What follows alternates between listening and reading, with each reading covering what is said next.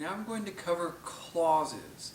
Clauses are one of the most absolutely essential things that you need to understand how the English language works, because it's the backbone of writing in standard written English.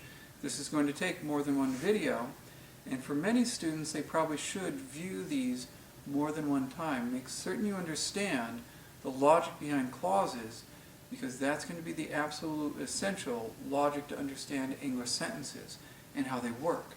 Okay? So clauses are a subject and verb. Okay?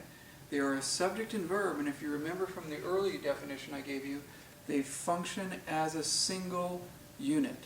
They're not really separate. In fact, what I would do here is say they are subjects and verbs together. They function as a single unit together. Most often when subjects and verbs are taught, they're taught as if they're really separate, distinct things. They aren't. Once you have a subject and verb in a sentence, really what you have are two words at least, sometimes many more than that, sometimes 3, 4, 5, or even 7 words functioning together as a single unit.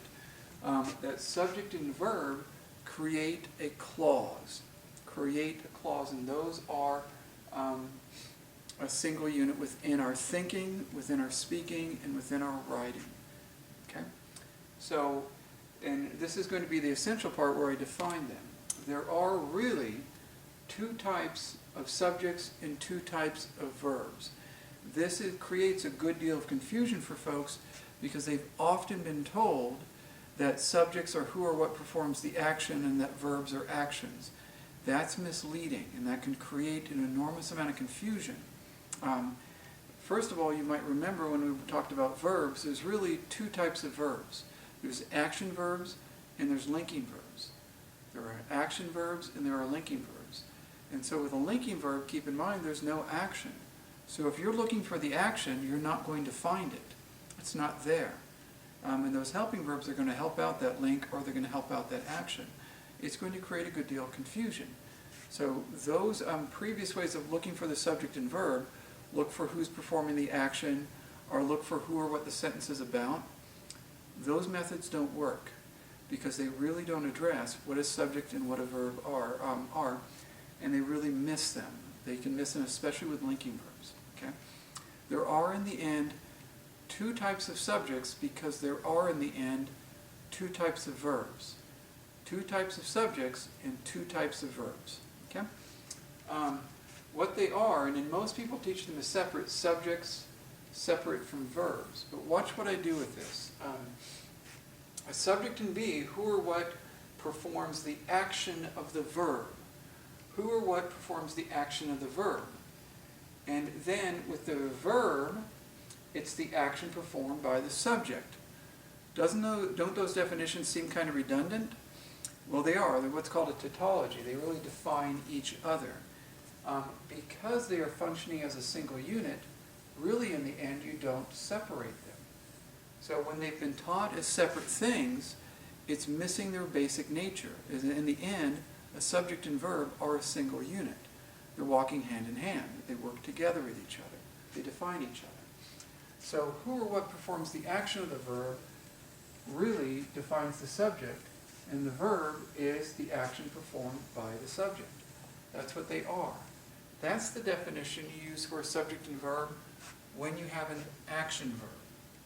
So that's the first definition to have down, or first definitions to have down. Who or what performs the action of the verb and the action performed by the subject.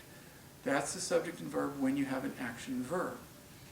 And then going on to the next one, because we have two types of verbs really. We have action verbs and we have linking verbs. Once you shift over to a linking verb, this definition is not going to work anymore. It's not going to work at all because there's nobody performing an action. So we go over to the linking verb definitions, a subject and definition. It's who or what is linked to a description through the verb, and the definition of the verb is the link between the subject and its description. Notice again that these definitions of each other are really, dependent upon each other. They're redundant because the subject and verb and a linking verb are dependent upon each other. They really cannot be separated. You know who the subject is or what the subject is by finding out what is linking it up to a description. So you look to the linking verb to find out what the subject is, and the subject looks to the linking verb. They are dependent upon each other. They really, in the end, create a single unit, and that's the clause unit. Okay? So you have the action verb, subject and verb, and you have the linking definition of subject and verb. And these work very differently. And once you get that down, you can understand better the backbone of any sentence. Because in the end, the clauses are going to be the major structures within your sentences. They're going to be the largest structures, and they really control the overall logic of the sentence. Okay?